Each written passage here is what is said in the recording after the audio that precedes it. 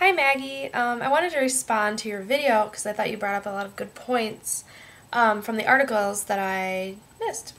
So one thing that you talked about was offering alternative books, and I did read that, but I didn't think that much about it, and I think it actually is really a good idea because, I don't know, I think that some books, like you were talking about at the end, you mentioned the quote about if kids are excited about a book, then it must be suspect.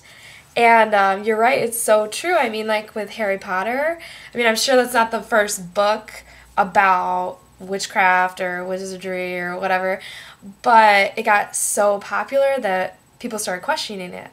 And so I think it's really cool to offer alternative books and to seek those out because maybe they can fly under the radar and the kids can still get the concepts or themes that you still wanted to talk about in class without coming under fire from parents or the community.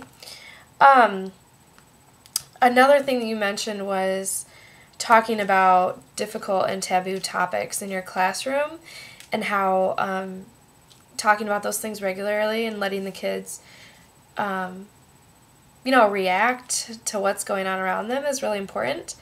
And I agree because, like you said, then they'll become more used to it. It won't be such a big deal anymore.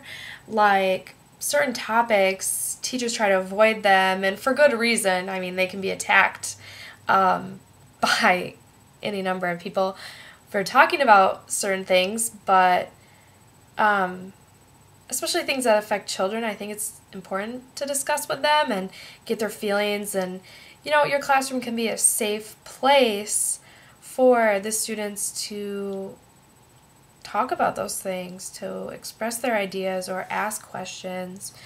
And as a future teacher, I hope that I can make my classroom that comfortable place where kids can ask questions and feel good about it and feel good to try out new things or their ideas or be able to discuss with their peers things that are going on around them. So I think that was a really good point. Which just proves the point that banned books are ridiculous.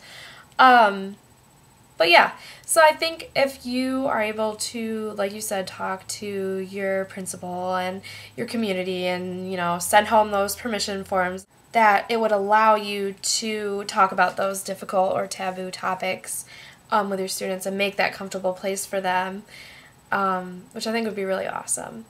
So that's what I have to say. Thanks for bringing up a couple of points that I missed. Bye.